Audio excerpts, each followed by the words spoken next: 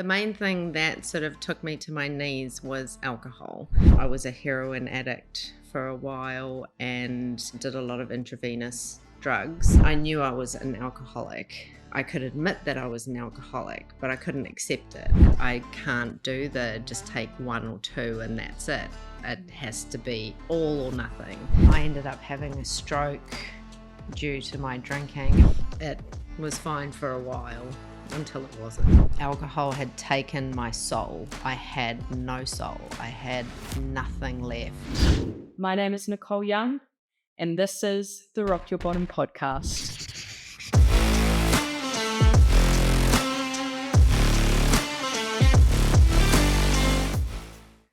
Welcome to the Rock Your Bottom podcast, Wendy. Thank you so much for coming and sitting down with me today to share a little bit about your story. Thank you for having me. You are a devoted mum, a partner, a yoga instructor, a hairdresser, and you're also sitting in front of me today to share your story from active addiction into recovery. Yeah. Wow. I'm so excited. Hey, before you came, I asked you if you had a specific quote or saying that you really resonated with in early recovery, and I asked you to bring that with you today to share it with me. Are you open to sharing that now? Yes, definitely. So one that I actually got from my son, which has really stuck with me, that I think about all the time. It's just a small one, and it's what you don't change, you choose, which I found, to be quite profound for me. Instead of whinging about everything and, if you want something different, you need to change it. Totally. And if you don't change it, you're choosing either that behavior or situation or whatever else it is. So that was a big thing for me about doing the action involved with changing things. And then the other one that saved me countless times, especially in early recovery, was this paragraph here, and it's on page 117 in the big book. And acceptance is the answer to all my problems today. When I'm disturbed, it is because I find some person, place, thing, or situation, some fact of my life unacceptable to me, and I can find no serenity until I accept that person, place, thing, or situation as being exactly the way it is supposed to be at this moment. Nothing, absolutely nothing, happens in God's world by mistake. Until I could accept my alcoholism, I could not stay sober. Unless I accept life completely on life's terms, I cannot be happy. I need to concentrate not so much on what needs to be changed in the world as on what needs to be changed in me and my attitudes. Wow. And what does that mean to you? So for that, it was, accepting. You can admit something, but accepting it is a completely different thing. You can know something and you can, admit it. So I knew I was an alcoholic. I could admit that I was an alcoholic, but I couldn't accept it. And I kept on fighting it. And I kept on fighting, again, all situations.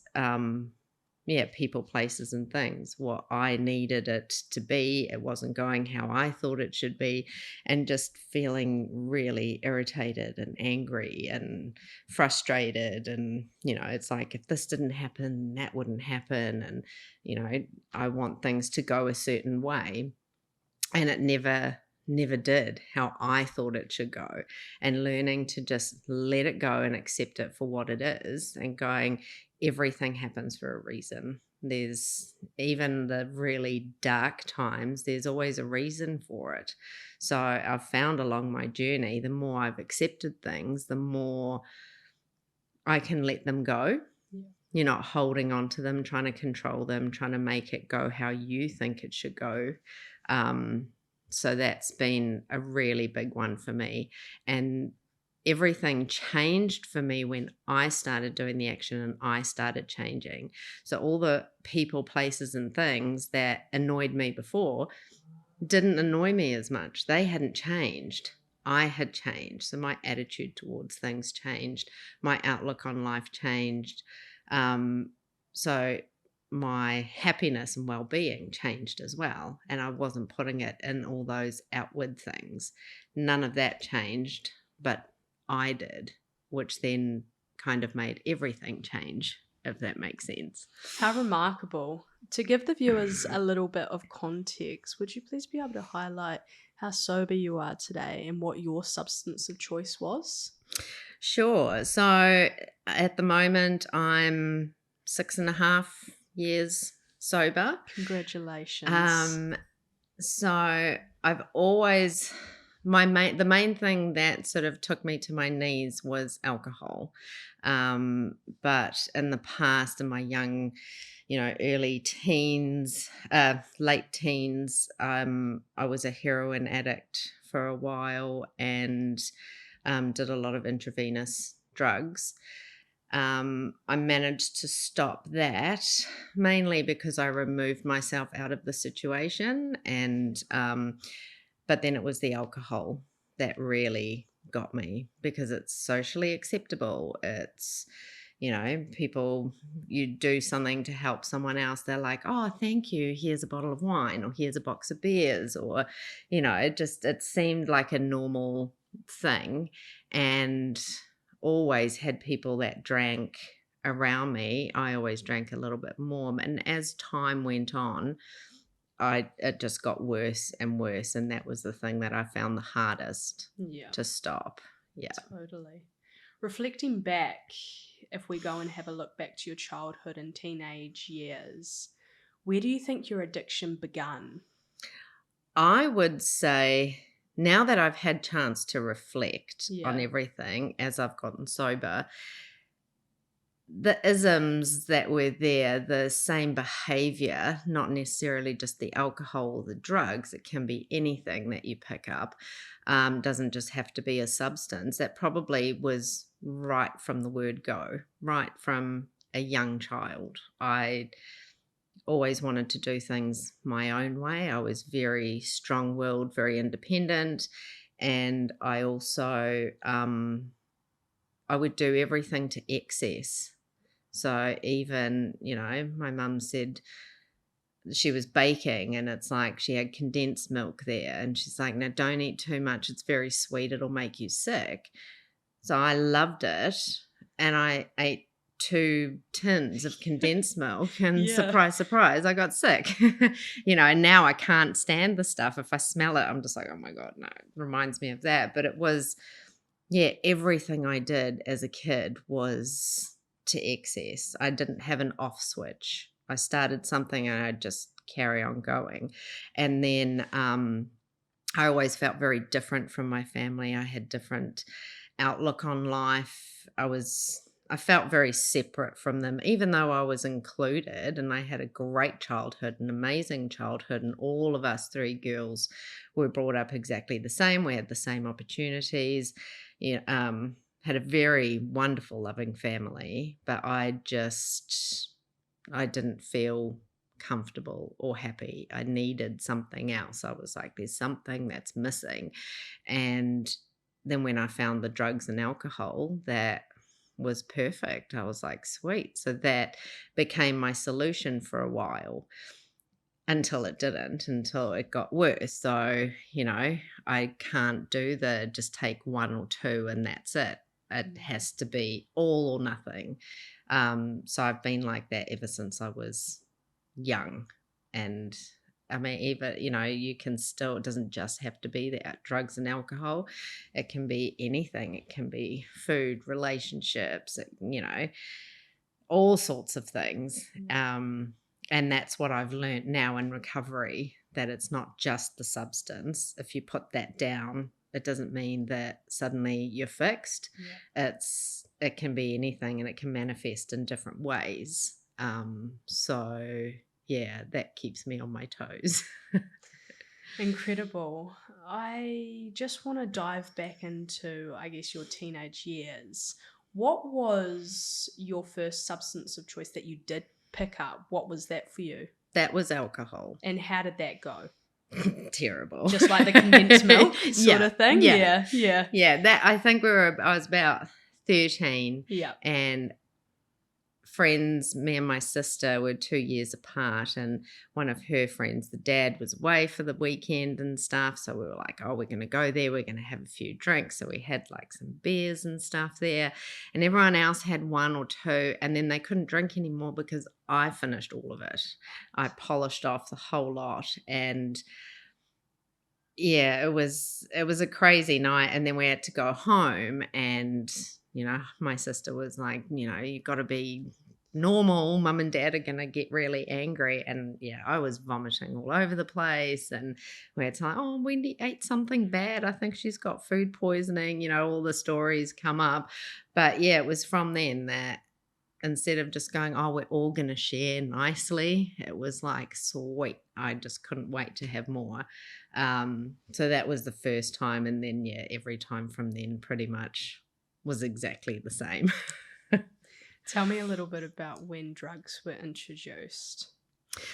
So the drugs were introduced probably mid teens, and Yeah. starting off with just smoking a little bit of weed, and then it wasn't a little bit, it was a lot, and it was constant, and it was all the time, and during school, before school, after school. And then so I found new friends with those people, and then you go to parties and that, and then there's always someone that has something else, not just marijuana or whatever you were smoking. Someone's like, "Oh, do you want to take a trip? Do you want to take this pill? Do you want to snort a line of something else?" And it's like, sweet, okay. And then you gravitate more towards those people and less from the other people. So change it for me, it changed who I kind of hung around with. And then you having that, and it's great and it's fun at the time, and then they know someone else that's doing something heavier, and you just sort of progress. And yeah, the night that I did first have intravenous drugs, I found we were out drinking all night, and a friend of mine had been doing it, and so he wanted to have some, and because I was there with them, he was like, "Oh, well, would you like to try?" And I was like, "Okay, yep, I trust you, not a problem." And it just all kind of went downhill from there. So um, it is very much who you hang around with and what you get introduced to. Like now, I wouldn't even know where to go or what to do to get anything because I'm so far removed from all of that. But the more it's around and the more you're like, "Oh, it's not too bad. They're having a good time. I can have that. It's fine." But people that can have it in moderation, it's fine for them. People like me that can't, it's a no-go. It's rather just don't have it, because then you can't get into trouble pretty much. Yeah. Nice. Well, Wendy, I can totally relate to a little bit of what you were sharing about when you entered the party scene, and different friends had different things, and you do get attracted to the stuff that you end up liking, Yeah. and you do get into the wrong crowd and stuff. Tell me about the first time you knew that there was a problem with your usage. Um Probably right at the beginning as well. With the drugs, I knew as soon as I started getting onto harder things that yes, it was a problem. And found it very difficult to quit, and especially because everyone knew where I stayed. Had lots of contacts, and so it was very hard to get away from that. I knew things were a problem then. I never ever thought that alcohol was a problem. I always just thought it was the hard drugs. Once I got off that, then it would be okay. So that took me a little while. I did have the help of my the man who became my husband. At the time when we first started dating, I overdosed and ended up in hospital. And he said to me, "I really like you. This can go somewhere, but I won't have the drugs. I can help you get off of everything, and I can be there for you, but it's me or the drug." So I chose him, which was amazing. And he did help me get off of everything. And we I moved house and, he helped me a lot with all of that kind of stuff to actually get out of that Yeah. scene. And a year later, we got engaged, and 2 years after that, we got married, and we were together for about 23 years, which was fantastic. And yeah, he's a great dad, he was a great husband, and he went through a lot. He's seen a lot. From me and my addiction and how it has manifested into different things. And then for a long time, it was fine. Had my son, it was all good. And I had quite bad postnatal depression after I had my son. And I thought that that was the main problem. So got that sorted out. But in that time, I would drink a lot to help cope. And you sort of think, well, I'm an adult. I'm allowed to come home from work and feel tired and have a nice beer or a glass of wine or something. But it never just ended there. It was always a box of beers or a bottle of wine or two. And, I'd go, no, I'm not going to drink during the week, just the weekends. And that's when you start to see that, hey, it's actually a lot harder to do that. Sounds easy. Yes, I'm going to not drink during the week, just the weekends. But then you crave it and you start thinking about it and you want to have it more. And then when you do, you feel bad because you feel you've let everyone down. So you hide it. And that's when the hiding came in. And that's when I was like, this isn't quite normal. But because I was still getting away with it, I was still doing my thing. It wasn't too bad. It was fine for a while until it wasn't. And then again, the whole excess, you just didn't know when to stop. And you would be found out as well. So, yeah, that was when I started noticing that it is becoming a problem. I think my son was probably 5 at the time, 5 or 6, when I first came into the rooms to try and stop drinking. But it was a very long time because he's 20 now. So it was a long time until I actually got it and stayed sober. It's funny, more often than not, we do have to go through a couple of hurdles to get it, Yeah. to fully grab on with both hands and Yeah. start running with it. I can relate as well. I didn't get this my first shot Yeah. either. Within those times, did you experience rock bottom moments or a rock bottom moment that you believe changed the scenario for you and I guess helps you move along to get to where you are today? I had a lot of rock bottom moments. Um, but again, that wasn't enough to stop me from drinking. I would always try and I would go back to the rooms and um, I'd have small stints. I could do 30, maybe 60 days at a time, but not very often. But I got very good at hiding it. So I started lying to myself that it was okay. I still had a job. I still had the kid and the husband and the house, and, the list goes on. I had all of those things. So I can't be as bad as what I thought I was. So it was lying to myself. And when I stopped doing that, um, then it started to change. And I always thought that it would be a major thing that would make me want to change.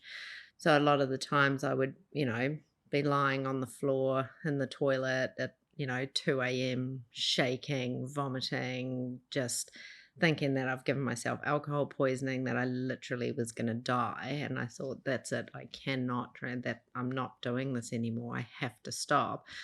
By 8 o'clock the next morning, I was drinking again. And it baffled me. I couldn't understand why. But that drink made me feel better at the time, but then worse. And I thought that a major thing like ending up in hospital would do it. I ended up having a stroke due to my drinking. It was a mild stroke, but I still was in hospital for a good week and a half.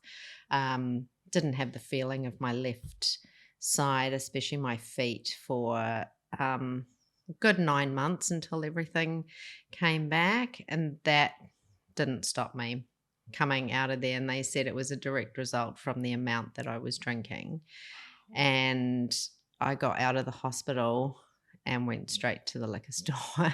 And, I thought, well, it'll be okay. That's fine. I survived that. So I'm sweet. I can keep doing it.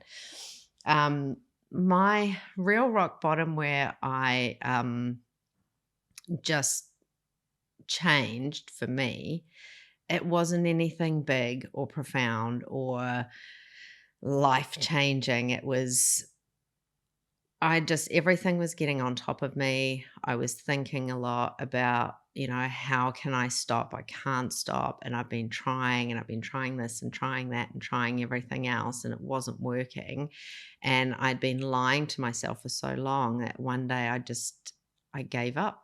I gave up lying, and to myself especially. And I remember just I was like, I put my hands up. I was like, I can't do this anymore. And when I said that to my husband, he thought that I was meaning I can't live anymore. I'm going to kill myself or something. So he had a bit of a freak out moment, but I was like, I can't do this.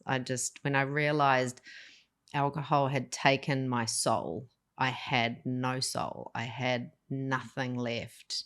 It completely depleted me of any emotion, anything enjoyable in life. And I just wanted to be by myself, away from my family, so that I could drink. Everyone else and everything else seemed to get in the way of that. So isolated a lot. And it was just one day I was like, I just can't do this. And I remember just looking up at the sky and just going, whatever is out there, I can't, like, I need help. Like, I put my hand up, I surrender, I can't do this anymore. And it changed from there. And it wasn't a big accident or some major thing that would force me to stop. It was me getting to that point of like, I want my soul back. I want my life back. This is just too much. Yeah. After you made that decision and you consciously sort of came to that conclusion, what were the steps after that you took? What did those coming days look like for you? So I had a bit of a meltdown and I cried for about 2 days. As if we do. And I left my job. I handed in my resignation because I knew that I couldn't do the work that I was doing. I was an educator for a hair company, and I was traveling all throughout New Zealand for that. And I just said, no, I can't do this. There's too much. I need to just focus on me and my recovery.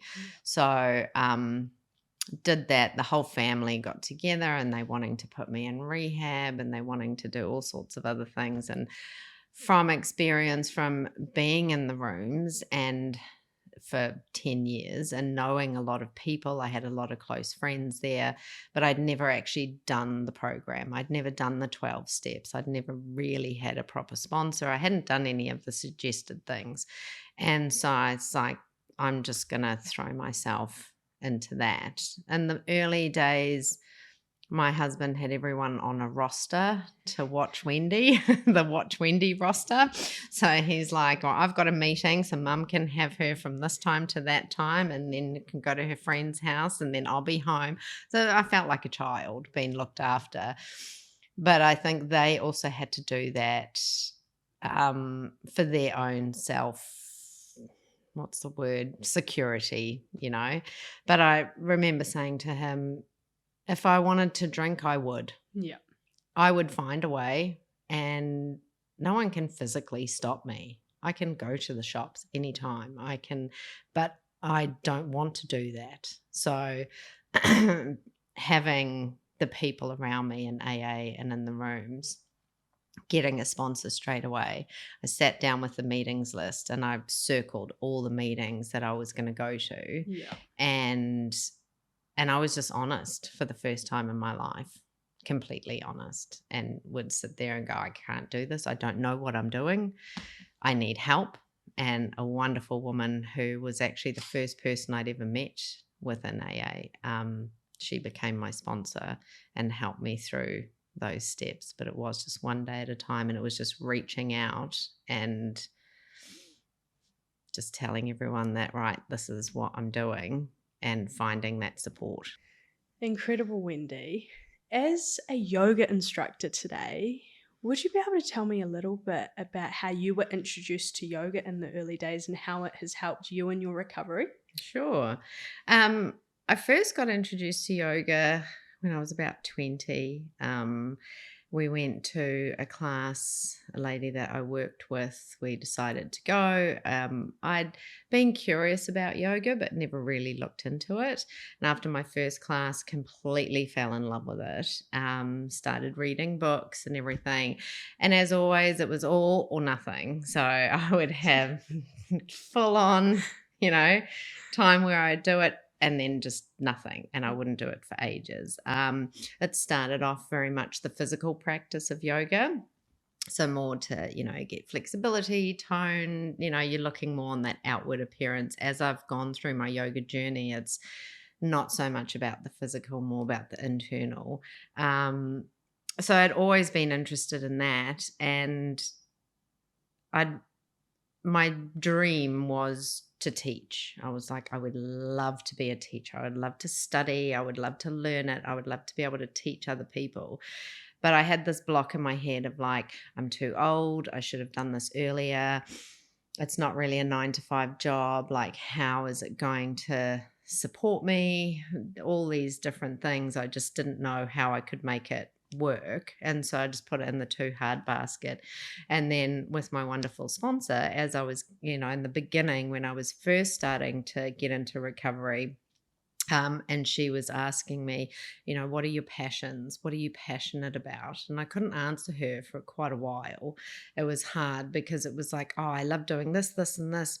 But that was ages ago. That was like 10 years ago. There was that big gap where alcohol just had consumed everything. So I wanted to do the teaching, and she was like, well, why don't you? And I had all these blocks in my head, and then I don't know, one day I was just like, oh, why can't I do it? Of course I can. Yeah, I'm gonna do this. This is what I want to do.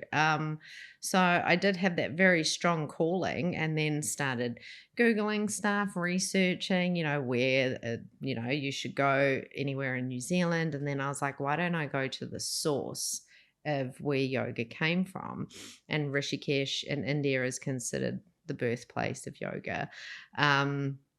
So I was like, I want to go and study there. And I just did it. I booked a trip, and I was 2 years sober, I think, 1.5 years. It was early though. And I packed everything up and went to India for 2 months and Wow. studied, and just like, I can do this. So again, it was a massive big thing because it was traveling overseas by myself for the first time. I'd either always had my parents or my husband, and this was just me. And because early in recovery as well, you're discovering who you are, that trip was just so important. It was massive, that it showed me I was stronger than I gave myself credit for. I could actually do a lot more than what I thought, those thoughts being so limiting. And being there and being immersed in the culture, and where we did our training, it was like 6:30, 6 a.m. wake up, 8 p.m. finish, 6 days a week. And it was just all, yoga. You learned everything, the postures, the philosophy, the meditation, the breathing, the whole thing. And I just loved it. And from there, I've just done it every single day. And the more I learn, the more I realize I don't know, and I need to still learn. So I went back again and did my 300-hour course, and continue to read everything's yoga podcasts, Oh yoga my books, yoga. gosh. And I just, everything is about that now. So because it has been such a massive help for me, and I found, especially at the beginning, it was the only thing that stopped my head. Yeah. because there's so much going on in there. And you can rest your body, you can do other exercise or whatever, but your brain doesn't stop. And you'd even have dreams, while you're sleeping, your brain is still going. And it was the only thing that gave me a bit of peace, because you're so focused on where's my arms, engaging this muscle, breathing. You focus just on your body, on that right now, what's happening, that I didn't have time to think about anything else. So that hour or 2 hours that I was practicing a day gave me rest, even though I was physically doing a lot of stuff. And just finding that peace. And it helped me find my higher power, which was the biggest turning point within my recovery. That's what's made it work this time. So I have that universal consciousness. For me, it explained things a lot better. So I align myself with that. And yeah, that's how it's really helped me. So through yoga, would you say you would have found your spiritual awakening through all that practice? Yes. Looking back, and as you were just talking about your time over in India, learning and just diving headfirst into all the practices involving yoga, what was the most interesting thing you think you learned over there? Yoga-wise or me-wise? Yoga-wise. Yoga. It fascinates me. The cleansing practices. Yeah. That's what I found. And the meditation as well. So, yeah, the cleansing, you do like your gel neti, which is the little copper pot with a spout, and you have like a saline solution in there, so salt water, nice like body temperature, and you goes in that nose and then out the other nostril. Wow. So you got to lean forward and do that, and so it clears out all the sinuses and things. Then there's also a rubber neti where you put it through the nose and it comes out the mouth, and you kind of like floss almost. And then there's another one too where you have a long piece of cloth that's dipped in like a saline solution, and you swallow that piece by piece. It's about like 2 meters long, and you swallow it and hold the end of it, and it cleans all the intestines, everything out, and eventually you pull it out, and the stuff that comes out of it is really gross. But a lot of those kind of practices, we're just like, what on earth? So Wendy, looking back on times that you may have been struggling a little bit in your sobriety/recovery, what are some tools that you use to get you through the really hard days that you actually thought you weren't going to get through? The main things is talking to another alcoholic or addict, ringing someone in the rooms, ringing my sponsor. The phone would be a massive one. That was huge. And that relationship with my higher power, that praying. And I never, ever thought that I would be a person that would say, oh, pray. I was very sort of against it. Like, yeah, it just wasn't for me. It wasn't something that I did at all or believed in. But the more I did it, the better it was. So it was that having that faith in my God, my personal higher power, my universal consciousness, that was going to get me through. And the people was definitely that to start with. And then also some breathing techniques and stuff, calming techniques that I have learnt in yoga, but those would always be after, because when you're in that, in those emotions and really struggling, it wasn't easy to sit and go, okay, now I need to meditate and breathe and chant a mantra or something like that. It's easier said than done. Yeah. So ringing someone and just going, I need help, like what is going on, that was a bit easier. But our kind of techniques from yoga I would use would be like the mantras that you do. You say something over and over and over again, and it starts to resonate and it starts to become you. So there were just little things that I'd picked up in the rooms, like God's got the plan. I always get what I need, not what I want. Repeating the serenity prayer over and over again. And those little things, which were kind of like prayers, but mantras as well. And I would just say them over and over and over again until I started feeling a little bit better. What's the next right thing to do? Is this happening today? One of my old sponsors would be like, is this happening today, Wendy? No, it's not. You don't need to worry about when your son gets married because he's like 7 at the moment. So you don't need to stress about it today. So those little things, I'd still hear his voice going, is this happening today, Wendy? So the mantras and ringing people, reaching out and just talking to another alcoholic would help every time, and going to a meeting.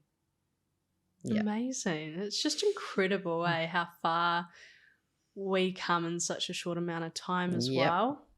Within these 6.5 years, what would you say your biggest gift you have received in your sobriety is? My relationship with my son, definitely, hands down, would be the thing that has been amazing with him. So it did start off a little bit rocky, as with having my postnatal depression and stuff. I was a good mum, but I could have been a much better mum. And for a long time, I was very absent.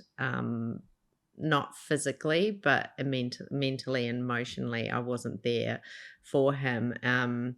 He could notice a lot of things as well. And we found his like secret Instagram account that all kids have, reading that was at the beginning, very beginning, early on in my recovery, only a few months sober, and I was reading through this, and it was like, oh, mum's drunk again, like she's such an idiot, blah, blah, blah, like little things that he'd be posting on there. And I was just like, oh my goodness, it was a bit of a slap in the face, but complete reality as well. It's like, that was his reality. Like, yes, I was an idiot. And whereas now he's watched me go through the whole journey and seen my recovery. And so the relationship we have now, we're like best friends, and we can talk about anything. And a lot of the things that I've learned through AA and through yoga and on my journey is helping him look at life slightly differently.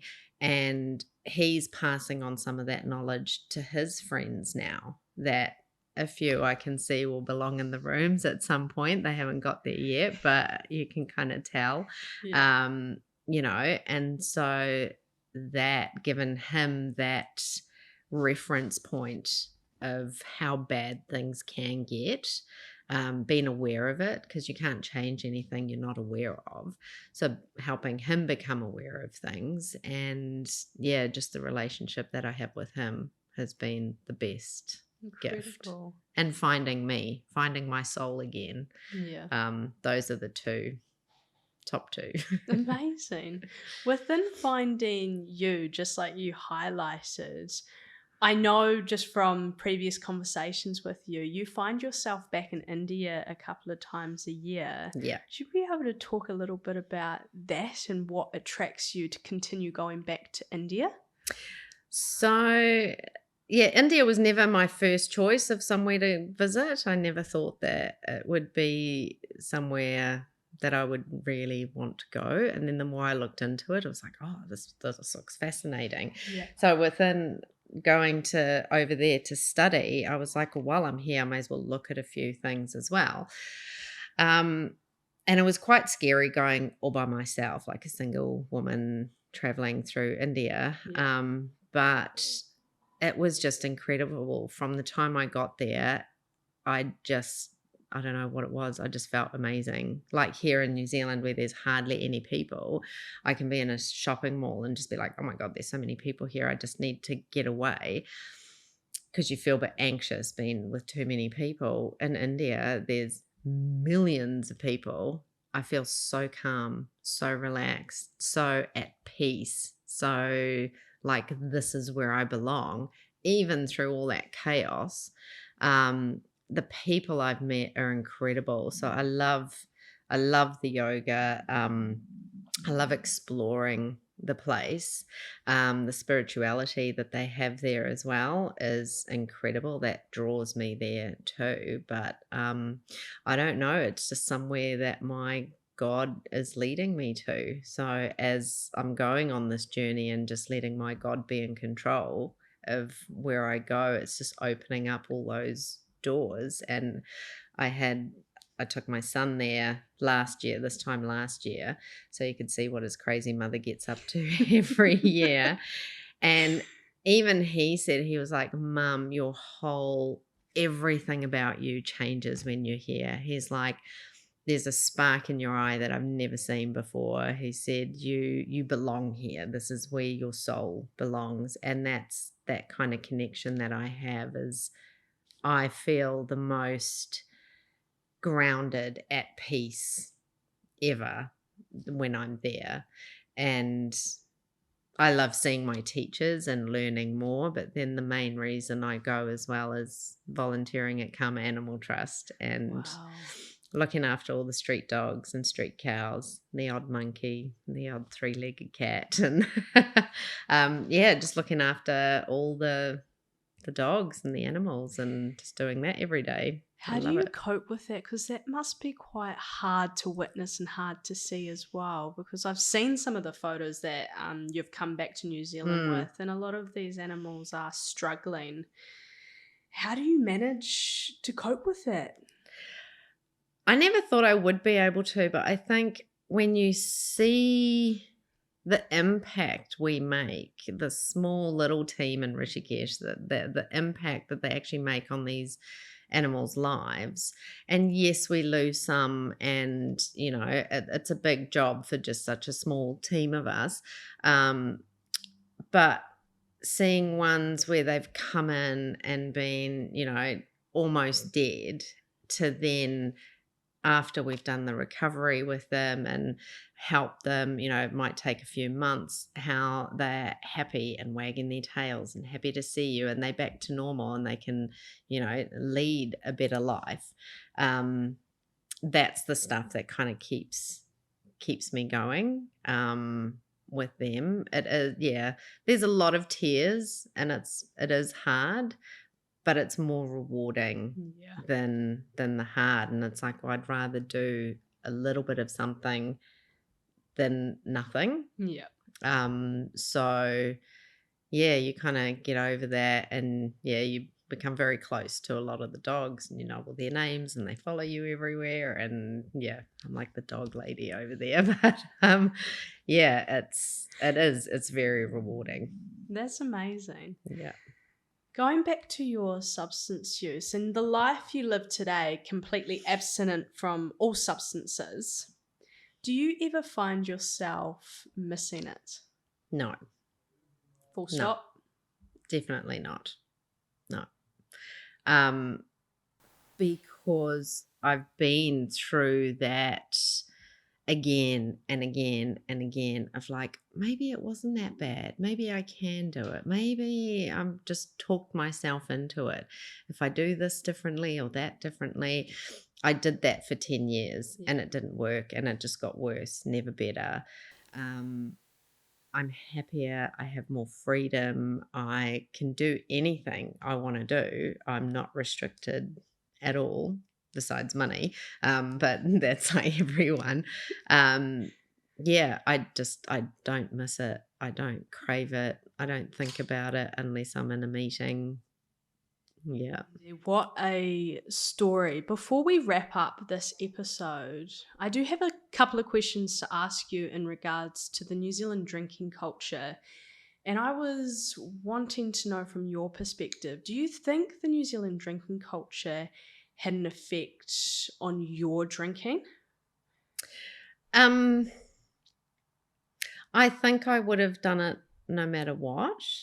But yes, it did, because it was just that normal thing when you're a teenager.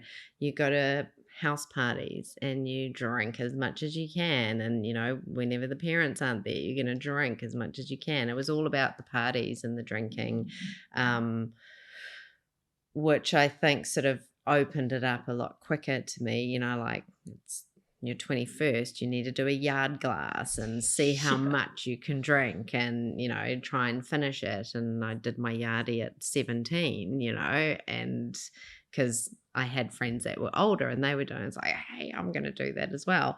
So yeah, it's when you look back at it, it's like, why is that sort of your rite of passage to be able to drink so much that you kind of comatose yourself and you're just vomiting, but yeah, so I think the culture, it does have a lot more to do about with the drinking, because then too, when you visit people, let's go out for a drink, come over for a drink. Everything's about having a drink. So it's not like come over to my house and have a conversation with me. It's like, come over for a drink. You chat at the same time, but it's more focused on the drinking. So yeah, that has got a huge part to play.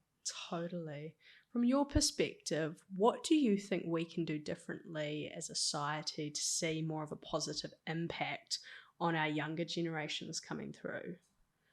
I think be a lot more open and honest about things.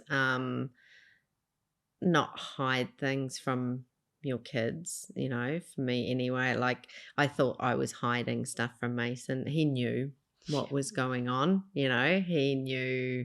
They're not stupid.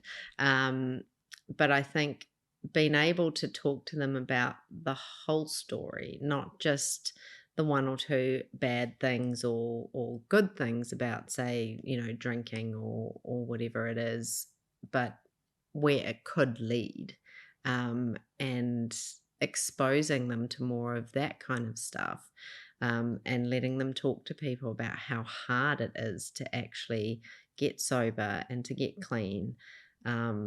Because when you're younger, you think you're invincible. It's like, yeah, well, I'll do that when I'm older, and the consequences that come with long-term effects. I still have long-term health effects from all of the things that I used to do, that some of them won't go away and some of them will eventually, but it's still, you suffer from different things as you go. So I think it's just people becoming aware of, both sides of it, not just the, hey, we're going to have a few drinks because we're watching the rugby, but, the both sides of it.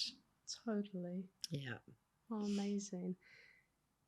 If you were to give any advice to anyone out there that would be struggling with their alcohol intake or drug intake, what would your advice to them be? The thing that helped me and the thing that set me on this path of recovery is Google AA.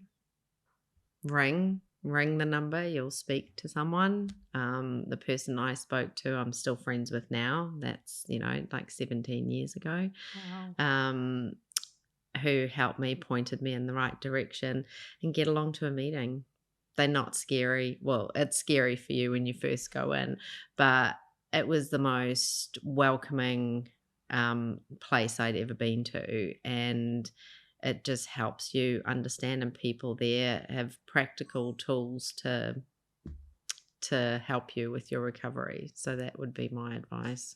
If you had the young you sitting in front of you today and she was asking you for a little bit of advice for the future and what to look out for, what would you be telling her? That's a good one. Probably follow a spiritual path sooner. That would be one of the main things. Connect with that higher consciousness. Find that purpose and go with it. Yeah, definitely would be the finding a spiritual path sooner. I wouldn't say, don't drink or don't do drugs or anything, because I kind of had to go through that to get to where I am now.